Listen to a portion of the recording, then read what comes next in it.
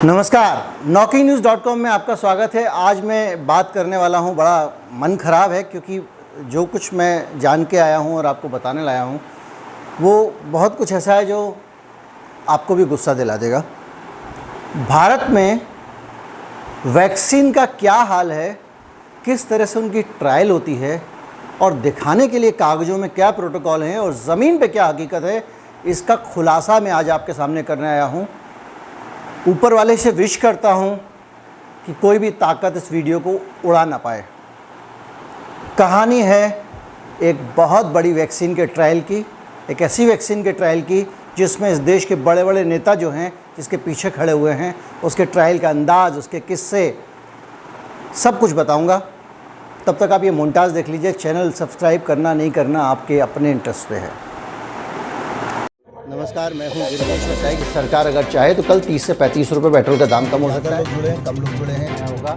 कई बार हम अपने दिमाग के जो सवाल हैं ना, उनको नज़रअंदाज कर देते हैं। बेहद दर्दनाक, बेहद शर्मनाक और दिल दहलाने वाली दास्तान है। जो गरीब आदमी है उसके लिए रेल में यात्रा करना करीब करीब नामुमकिन हो जाएगा।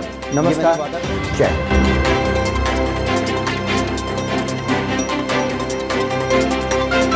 सबसे पहले बात करते हैं वैक्सीन के ट्रायल के सिस्टम की। आपको वैक्सीन का अगर ट्रायल करना है तो उसके लिए बड़ी सारी फॉर्मेलिटीज से गुजरना पड़ता है और उसके लिए एक एथिक्स कमेटी बनती है।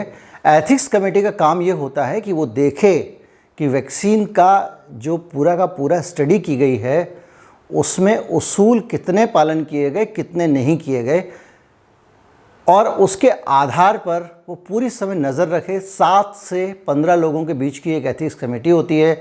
इस कमेटी में एक महिला का होना ज़रूरी है, एक लीगल फील्ड का आदमी होना ज़रूरी है, सामाजिक क्षेत्र के लोग होने ज़रूरी हैं, आम रॉ आदमी, जो ले आदमी, ले मैन जिसको कहते हैं, वो भी होना ज़रूरी है, मेडिकल एक्सपर्ट भी होना ज़रूरी है।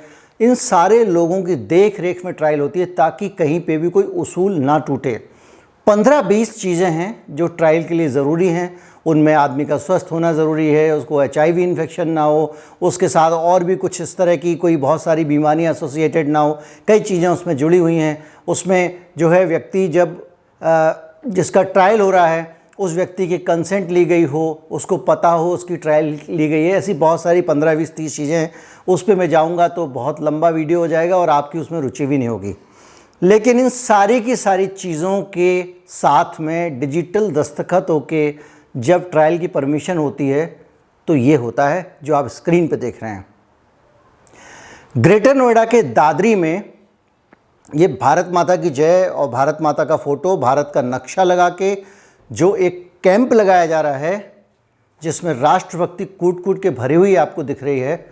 इस कैंप में लिखा हुआ है फ्री वैक्सीनेशन, मुफ्त में वैक्सीन दी जा रही है।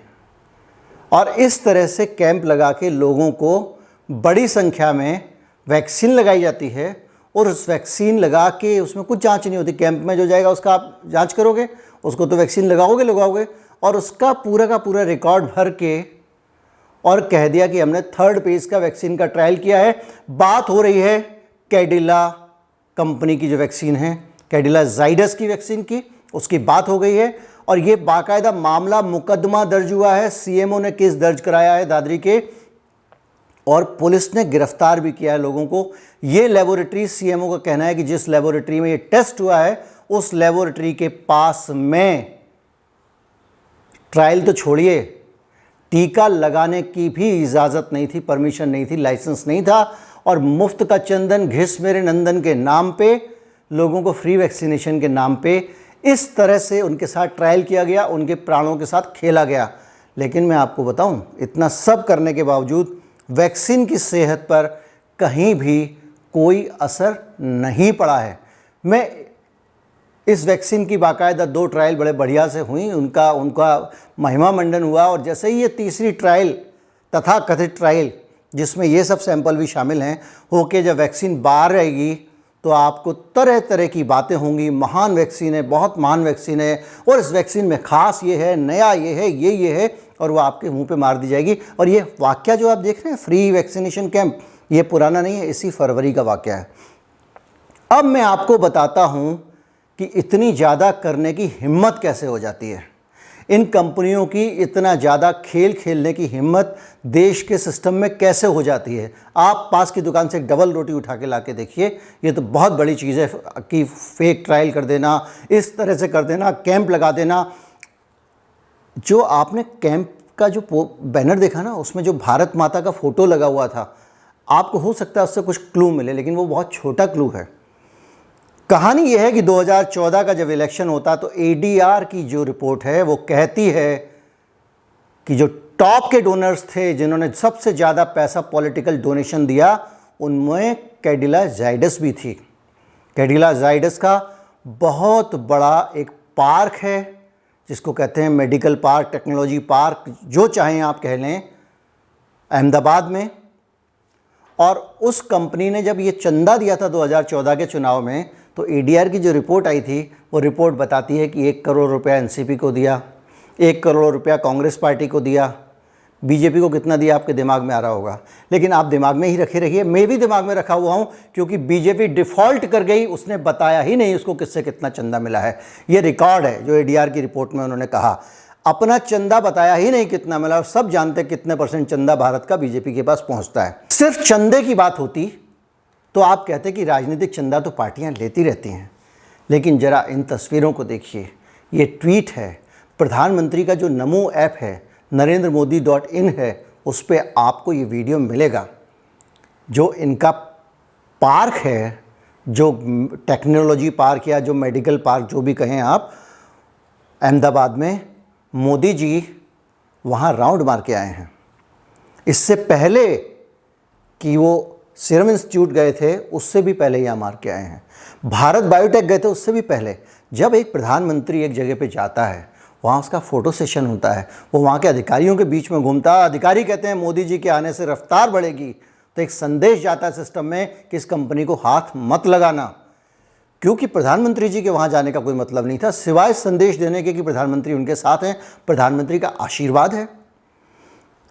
ये भी मैं छोड़ देता हूँ कि चलो ठीक है, प्रधानमंत्री हैं, वो पूरी दुनिया को संदेश देना चाहते थे कि मैं ही सारा वैक्सीन का विज्ञान में ही कंफर्म कर रहा हूँ, और जो है मैं ही मेरी ही सीवर साइंस से जो है सब कुछ कंडक्ट हो रहा है।